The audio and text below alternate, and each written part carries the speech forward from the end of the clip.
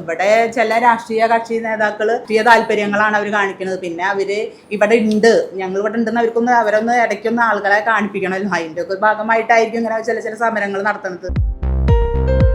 Bus stand അടക്കമുള്ള ബൃഹത് പദ്ധതികൾ പൂർത്തീകരിക്കാൻ നഗരസഭ ശ്രമിക്കുമ്പോൾ രാഷ്ട്രീയ മുതലെടുപ്പിനുള്ള സമരവുമായി പ്രതിപക്ഷം രംഗത്തിറങ്ങിയിരിക്കുകയാണെന്ന് ഗുരുവായൂർ നഗരസഭ ചെയർപേഴ്സൺ സുനിത അരവിന്ദൻ. അജണ്ടയിൽ ചർച്ചയിൽ നിന്ന് പ്രതിപക്ഷം ഒളിച്ചോടുകയായിരുന്നുവെന്നും അവർ പറഞ്ഞു.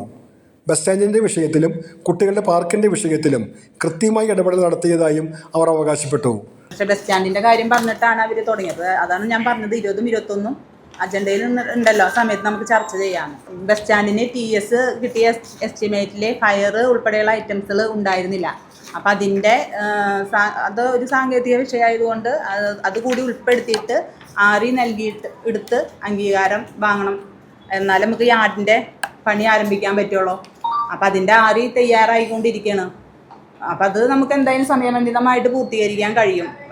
ബസ് സ്റ്റാൻഡിൻ്റെ പോലെയുള്ള വലിയ പദ്ധതികളൊക്കെ വെക്കുമ്പോൾ തന്നെ അതിൻ്റെ ASും TSും ഒക്കെ കിട്ടാൻ ഒരുപാട് കാര്യങ്ങൾ കടക്കണം.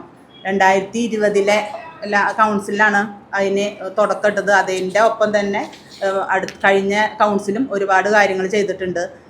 ബസ് സ്റ്റാൻഡിൻ്റെ സൈറ്റ് നമ്മൾ കൈമാറിയുള്ളത് 22/2/24 2 വർഷം കഴിഞ്ഞിട്ടുള്ളൂ. ഇപ്പോൾ അതിൻ്റെ പകുതിയിലേറെ പണി ബസ് സ്റ്റാൻഡിൻ്റെ പൂർത്തീകരിക്കാൻ നമുക്ക് കഴിഞ്ഞിട്ടുണ്ട്. പണിയെല്ലാം കഴിഞ്ഞാൽ കേരളത്തിലെ തന്നെ ഏറ്റവും നല്ല ബസ് സ്റ്റാൻഡായിരിക്കും നമ്മളെ ബസ് സ്റ്റാൻഡ്.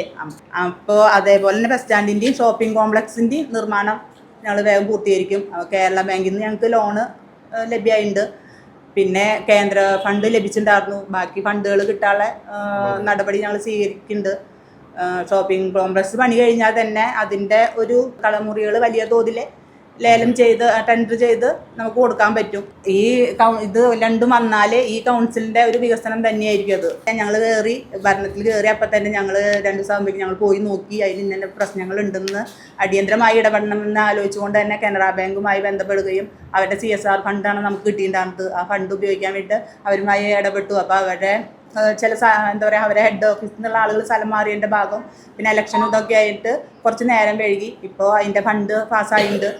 നമ്മൾ എസ്റ്റിമേറ്റ് എടുത്ത് കൊടുത്തിട്ടുണ്ട്. അത് പണി ചെയ്യാൻ അതിൽ കുറച്ച് കൂടുതൽ ഉപകരണങ്ങളൊക്കെ വെക്കാൻ വേണ്ടിയിട്ട് തീരുമാനിച്ചിട്ടുണ്ട്. അതൊക്കെ അറിഞ്ഞ സമയത്ത് തന്നെയാണ് മറ്റു രാഷ്ട്രീയ പാർട്ടികൾ അതിൻ്റെ സമരമായിട്ട് ചെന്നത്.